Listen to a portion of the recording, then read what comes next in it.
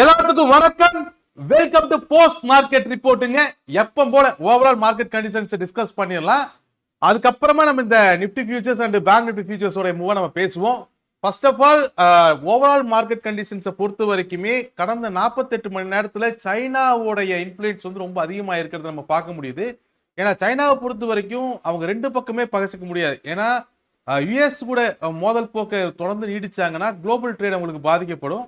அதே நேரத்தில் ஈரான் கிட்ட இருந்து தான் அதிக அளவில் ஆயில் வாங்குறாங்க. ஸோ சூழ்நிலையை மெயின்டைன் பண்ணி சீஸ் ஃபயரை மெயின்டைன் பண்ணி ஹார்மோஸ் ஜலசந்தியில் கப்பல் போக்குவரத்தை மறுபடியும் சீரமைக்கிறதுல சைனா வந்து 48 மணி நேரமா ரொம்பவுமே ஆர்வம் காட்டிட்டு இருக்கிறத பார்க்கலாம். ஆக்சுவலா முதல்ல பாகிஸ்தான் மீடியேட் பண்ணும்பொழுதே அது சைனாவோட இன்ஃப்ளூயன்ஸ் தான் அப்படின்னு பேசப்பட்டுச்சு. பட் இந்த தடவை லாஸ்டா அவங்க டைரக்டா நிறைய இடங்கள்ல பேசுறத பார்க்க முடியுது. நிறைய ஊடகங்கள் அதை பத்தின தகவலை வெளியிடுது. பார்ப்போம். ஹார்மோஸ் ஜலசந்தியை கிளியர் பண்றதுக்கு இந்த சீஸ் ஃபயர் கன்வியூ பண்றதுக்கு சைனாவுடைய ஸ்டெப்ஸ் எப்படிங்கிறத பார்க்கலாம். ஏன்னா ட்ரம்ப்போடைய விசிட்டுமே சைனாக்கு இருக்கு. ஓகே, அது ரொம்ப நாள் பெண்டிங். ஆக்சுவலா வாருக்கு முன்னாடியே ஸ்டார்ட் பண்ண வேண்டியது வாரநாள் ட்ரம்ப் தள்ளி போட்டாரு. இப்போ அதுவும் ஆல்மோஸ்ட் கன்ஃபார்ம் ஆகுது. ஸோ ட்ரம்ப்போடைய சைனா விசிட் அடுத்த மையப்புள்ளியா இருக்கும். அதுக்குள்ள இந்த சூழ்நிலை எப்படி மாறுதுன்னு பார்க்கலாம். ஈவன் ட்ரம்ப்புமே இன்னைக்கு அவரு கொடுத்த பேட்டியில ஆகட்டும், காங்கிரஸ் கொடுத்த கமிட்மெண்ட் ஆகட்டும், வார் இதுக்கப்புறம் எக்ஸ்கலேட் பண்ண போறது இல்லை, வார் இதோட முடிஞ்சிருச்சு, வெறுமனே பொருளாதார நெருக்கடி தான் அப்படிங்கிறத கிளியர் பண்ணியிருக்காரு. ஸோ மார்க்கெட்டை பொறுத்த வரைக்கும் மார்க்கெட் இப்போ சூழ்நிலை எப்படி எடுத்துக்குதுன்னா ஓஸ்ட் சினாரியா முடிஞ்சிருச்சு, இதுக்கு மேல வார் பெருசாக வாய்ப்பு இல்லை அப்படிங்கிற ஒரு ஸ்டாண்டுக்கு வந்து மார்க்கெட் வந்திருக்கு. பட் மார்க்கெட் ரெக்கவர் ஆகி மூவ் ஆகணும்னா இன்ஃப்ளேஷன் கம்மியாகணும். இன்ஃப்ளேஷன் கம்மியானா க்ரூட் ஆயிலோட விலை கம்மியாகணும். க்ரூட் ஆயிலோட விலை கம்மியானா ஹார்மோஸ் ஜலசந்தி ஓப்பன் பண்ணாதான் அது பாசிபிள். ஸோ மார்க்கெட் இதுக்கு மேல வார் எஸ்கலேஷன் இருக்காதுங்கிறதுனால மார்க்கெட் இதுக்கு மேல இறங்குறதுல சிரமங்கள் இருக்கலாம். பட் ஏறணும்னா ஆயில் பிரைஸ் கம்மியாகணும். அதுக்கு வந்து ஹார்மோஸ் ஆயில் ஃப்ளோ வந்து ஸ்டேபிளைஸ் ஆகிறதுக்கான வழிகள் ஹார்மோஸ் ஜலசந்தி ஓப்பன் பண்ணா மட்டும்தான் பாசிபிள். இல்லைன்னா நீங்க வெனிசுலா ஆயில் நோக்கி நகரணும். பட் வெனிசுலா ஆயில் பொறுத்த வரைக்குமே எந்த அளவுக்கு பாசிபிள் அப்படிங்கிற யூரோப்பியன் கண்ட்ரீஸ்க்கு அது பாசிபிள். பட் ஏசியன் கண்ட்ரீஸ்க்குலாம் எந்த அளவுக்கு பாசிபிள் அப்படிங்கிற மிகப்பெரிய டவுட்ஸ் இருக்கு. ஸோ அது பொறுத்திருந்து நம்ம பார்க்க வேண்டிய விஷயம். ஸோ இப்போதைக்கு நம்ம குளோபல் ஜியோ பொலிட்டிக்கல் டென்ஷனை பொறுத்த வரைக்கும் நம்ம முடிவு பண்ணிக்க வேண்டிய விஷயம், வேர்ஸ்ட் இஸ் ஓவர். இதுக்கப்புறம் மார்க்கெட் பெரிய அளவில் கிராஷ் ஆகிறதுக்கான வாய்ப்புகள் அப்படிங்கிறது கொஞ்சம் கம்மி. அது ட்ரம்ப்பா ஏதாவது மறுபடியும் வாயை விட்டு மறுபடியும் ஏதாவது குண்டு போட்டால் தான் உண்டு. பட் ஏறக்கான பாசிபிலிட்டிஸ் அப்படிங்கிறது ஹார்மோஸ் ஜலசந்தி கிளியர் ஆகி க்ரூட் ஆயில் பிரைஸ் இறங்கணும். இப்போ சைனா ஸ்டெப் இன் பண்றது, ட்ரம்ப்புடைய சைனா விசிட், இந்த மாதிரியான விஷயங்கள் வந்து மார்க்கெட் மேல மறுபடியும் ஒரு சின்ன நம்பிக்கை ஏற்படுத்தி இருக்கு. பொறுத்திருந்து இதை நம்ம பார்க்கலாம் இது எப்படி போகுது அப்படிங்கிறது. மற்றபடி எப்பவும் போல டேட்டாஸை பொறுத்த வரைக்கும் ஹோம் சேல்ஸ் டேட்டாலாம் நாளைக்கு மார்க்கெட்ல வந்துடும் யூஎஸோட இது. இதுக்கப்புறம் நம்ம கவனம் செலுத்த வேண்டியது இன்ஃப்ளேஷன் டேட்டா தான். அதுக்குள்ள டைம் இருக்கு.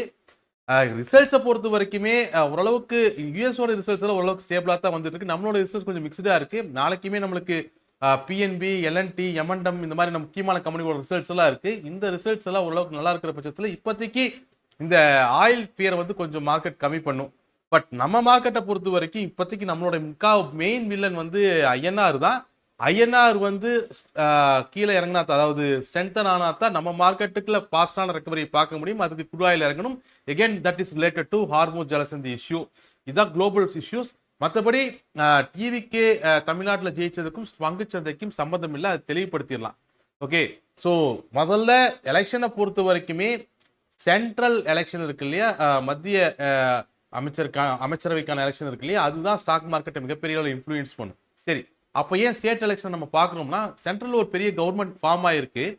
அந்த கவர்மெண்ட்டோடைய ஸ்டெபிலிட்டி வந்து நல்லா இருக்கா இல்லையா அப்படிங்கிறதா ஸ்டேட் எலெக்ஷன் வச்சு நம்ம மெஷர் பண்ணுவோம். பட் இங்கே இருக்கக்கூடிய சூழ்நிலை, இன்னைக்கு இருக்கக்கூடிய சூழ்நிலை பொறுத்த வரைக்குமே தமிழ்நாடுடைய சப்போர்ட் இல்லாமல் தான் சென்ட்ரல் கவர்மெண்ட் இயங்கிட்டு இருக்கு. ஸோ தமிழ்நாட்டில் வந்து ஆட்சி மாறுறது இந்த மாதிரியான விஷயங்கள் சென்ட்ரல் கவர்மெண்ட்டை பெருசாக பாதிக்காது, அதோட ஸ்டெபிலிட்டியை பாதிக்காது. ஸோ அதனால பெரிய விஷயம் இல்லை. பட் வெஸ்ட் பெங்கால் எலெக்ஷன் ஓரளவுக்கு பாசிட்டிவாக எடுத்துக்க முடியும். ஸோ முதல்ல அண்டர்ஸ்டாண்ட் பண்ணிக்க வேண்டியது, மார்க்கெட்டுக்கு எந்த ஒரு கட்சி சார்பும் கிடையாது.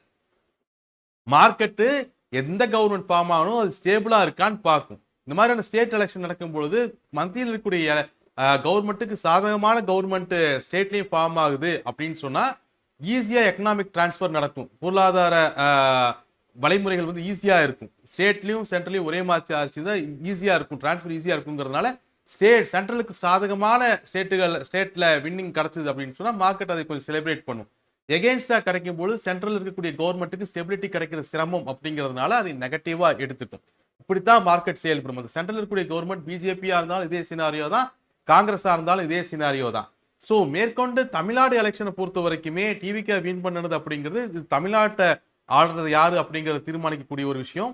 ஸோ ஸ்டாக் மார்க்கெட்டுக்கும் இங்கே இந்த டிவிகே எலெக்ஷன் வின் பண்ணதுக்கும் நம்ம டைரக்ட் கனெக்ஷன் எதுவும் கிடையாது. ஏன்னா அது கிட்டத்தட்ட ஒரு 30 மெசேஜுக்கு மட்டும் எடுத்துச்சு. மார்க்கெட் ஏன் இன்னும் ரேலி ஆகல அப்படின்ட்டு. ஸோ அதை நீங்க டைரக்டா கனெக்ட் பண்ண வேண்டியது. பொருளாதாரம் வேற, அரசியல் வேற. We are discussing about the economics, not politics. அதை நம்ம விட்டுருவோம்.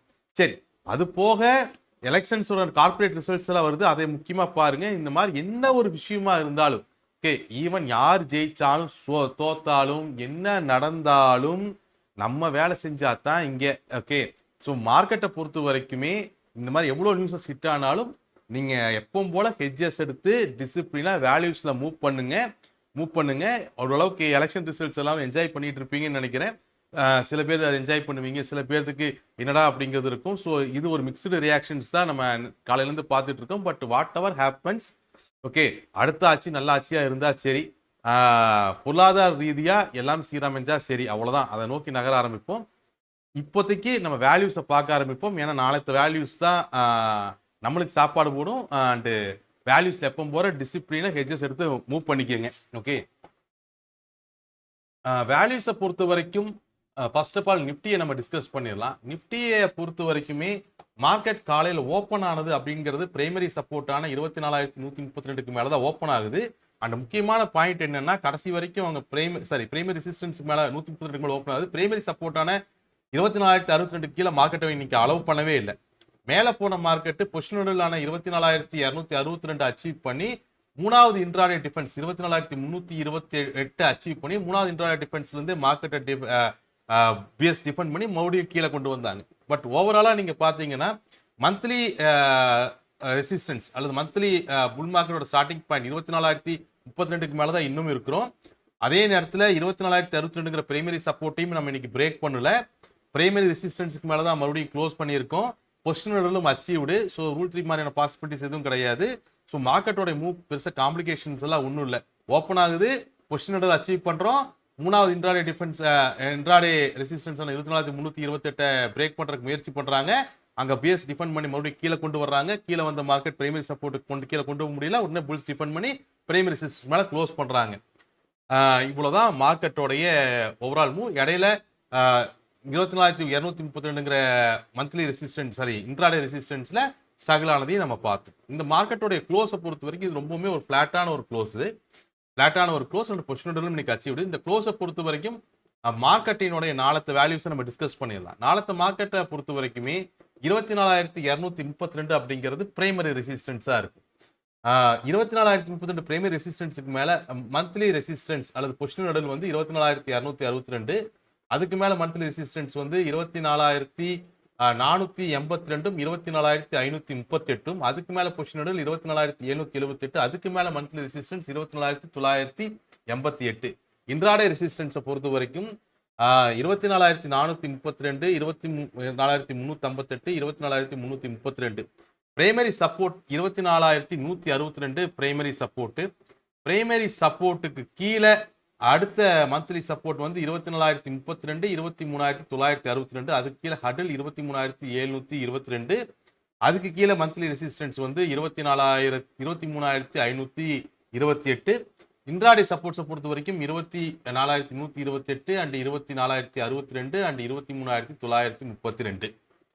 இதே மாதிரி ஓப்பன் இன்ட்ரெஸ்டையும் ஒரு நம்ம பேசிடலாம். ஓப்பன் இன்ட்ரெஸ்ட்டை பொறுத்த வரைக்குமே கிட்டத்தட்ட ஆல்மோஸ்ட் டிஃபென்ஸ் வந்து 2 பேருமே கம்மி பண்ணல. அது ரொம்பவுமே தெளிவா இருக்கு. டிஃபென்ஸை பொறுத்த வரைக்கும் 2 பேருமே கம்மி பண்ணல. அது நீட்டா தான் இருக்கு. ஆனா அட்டாக் பொசிஷன்ஸை பொறுத்த வரைக்குமே 24,050க்கு மேல பிஎஸ் பெரிய அளவுல கம்மி பண்ணிட்டாங்க. 24,050 அப்படிங்கிறது நம்மளுக்கு அந்த மந்த்லி சப்போர்ட் இருக்குல்ல 24,032 அதை குறிக்குது. அதுக்கு மேல அதுக்கு கீழே அட்டாக் பொசிஷன்ஸ் வந்து பெருசா இல்லை. ஸோ பிஎஸோட அட்டாக் பொசிஷன்ஸ் வந்து ரொம்ப வீக்கா இருக்கு. பட் டிஃபென்ஸ் பயங்கர ஸ்ட்ராங். Defence strong. புல்ஸோடைய டிஃபென்ஸுமே நல்லா தான் இருக்கு. புல்ஸோடைய அட்டாக் பொசிஷன்ஸ் எங்க இருந்து கம்மியாக ஆரம்பிக்குது அப்படின்னு நம்ம பார்த்தோம்னா 300 இருந்து தான் கம்மியாக ஆரம்பிக்குது. 300 கீழே தான் நீங்க 0.7 நம்ம போறோம். 300 அப்படிங்கிறது பொசிஷனலான 262 குறிக்குது. பொசிஷனலான 262 குறிக்குது. ஸோ 262 வரைக்கும் டிஃபென்ஸை புல்ஸ் மெயின்டைன் பண்றாங்க. பியர்ஸ் 24,032 வரை டிஃபென்ஸ் மெயின்டைன் பண்றாங்க. அதுக்கு கீழே அட்டாக் பொசிஷன்ஸ் வந்து பியர்ஸ் கம்மி பண்ணிட்டாங்க. புல்ஸுமே ஓரளவுக்கு கம்மியாக தான் வச்சிருக்காங்க. அட்டாக் பொசிஷன்ஸை பொறுத்த வரைக்கும் லென்த்தி ஃபார்மேஷன் வந்து புல்ஸ் ஓரளவுக்கு பரவாயில்ல. சரி, ஓகே. இது பட் இப்போ இருக்கக்கூடிய ஸ்டேட்டஸ் தான் இது. இது நாளைக்கு மறுபடியும் மாறும். நாளைக்கு காலையில் மறுபடியும் நீங்கள் ஓப்பன் இன்ட்ரெஸ்ட்டை செக் பண்ணி ஆகணும். அதை ஞாபகம் வச்சுக்கோங்க. அதே மாதிரி பேங்க் நிஃப்டியோட மூவ்மே பெருசாக காம்ப்ளிகேட் பண்ணிக்கிறதுல ஒன்றும் கிடையாது. காலையில் மார்க்கெட் ஓப்பன் ஆன உடனே பாசிட்டிவ் ஓப்பன், பிரைமரி ரெசிஸ்டன்ஸுக்கு மேலே தான் ஓப்பன் ஆகுது. ஓப்பன் ஆன உடனே 55,778 சொல்லக்கூடிய அந்த சிங்கோட எண்ட் பாயிண்ட் அச்சீவ் பண்ணுறாங்க. அதுக்கு மேலே புஷ் பண்ணுறதுக்கு ட்ரை பண்ணுறாங்க. ஒன்றும் முடியல. பியர்ஸ் அங்கே டிஃபெண்ட் பண்ணி மார்க்கெட்டை மறுபடியும் பிரைமரி ரெசிஸ்டன்ஸ், அப்புறம் பிரைமரி சப்போர்ட், அதுக்கு கீழே சிங்கோட ஸ்டார்டிங் பாயிண்ட் 55,228 அதுக்கு கீழே புஷ் பண்ணி அதுக்கு கீழே க்ளோஸ் பண்ணியிருக்காங்க. ஸோ கன்சால்டேஷன் ஜோனில் தான் பேங்க் நிஃப்டி க்ளோஸ் ஆயிருக்கு. பேங்க் நிஃப்டியோட க்ளோஸுமே ரொம்ப நியூட்ரலான ஒரு க்ளோஸ் தான். பேங்க் நிஃப்டியோட க்ளோஸை பொறுத்த வரைக்கும் 25,132 அப்படிங்கிறது பிரைமரி ரெசிஸ்டன்ஸாக இருக்கும். 55,132ங்கிறது பிரைமரி ரெசிஸ்டன்ஸாக இருக்கும். 55,058ங்கிறது பிரைமரி சப்போர்ட்டாக இருக்கும். பிரைமரி ரெசிஸ்டன்ஸுக்கு மேலே அடுத்தடுத்த மந்த்லி ரெசிஸ்டன்ஸ் 55,228, 55,778, 56,318, 56,888, 55,058ங்கிற பிரைமரி சப்போர்ட்டுக்கு அடுத்தடுத்த மந்த்லி சப்போர்ட் 54,762, 54,232, 53,782, 53,122. ஸோ இதெல்லாம் மார்க்கெட்டினுடைய பிரைமரி சப்போர்ட். இதுக்கப்புறம் ஓப்பன் இன்ட்ரெஸ்ட்டை பொறுத்த வரைக்கும் பேங்க் நிஃப்டியோட பொறுத்த வரைக்குமே ரெண்டு பக்கமே டிஃபென்ஸ் பொசிஷன் நல்லா மெயின்டைன் பண்றாங்க. அட்டாக் பொசிஷன்ஸ் எதுவும் பெருசா இன்க்ரீஸ் பண்ணல. டிஃபென்ஸ் வந்து சாலிடா இருக்கு. ரெண்டு பேர்த்துக்கிட்டையுமே டிஃபென்ஸ் இருக்கு. ஓரளவுக்கு இன்னைக்கு ஓப்பன் இன்ட்ரெஸ்ட்டை பொறுத்த வரைக்கும் நியூட்ரலா தான் மெயின்டைன் பண்ணிக்கிட்டு இருக்காங்க. பெரிய அளவுல காம்ப்ளிகேட்டடான மூவ் எல்லாம் எதுவும் இல்லை. ஓரளவுக்கு டிஃபென்ஸ் ரெண்டு பேருமே மெயின்டைன் பண்றாங்க. பிஎஸ்ஐ காட்டிலும் புல்ஸோட டிஃபென்ஸ் இன்னும் ஸ்ட்ராங்கா இருக்கு. அட்டாக் பொசிஷனுமே பிஎஸ்ஐல பெரிய அளவுல கவர் ஆயிருந்தது பார்க்குறோம். புல்ஸில் அந்த அளவுக்கு பெருசா கவர் ஆகல.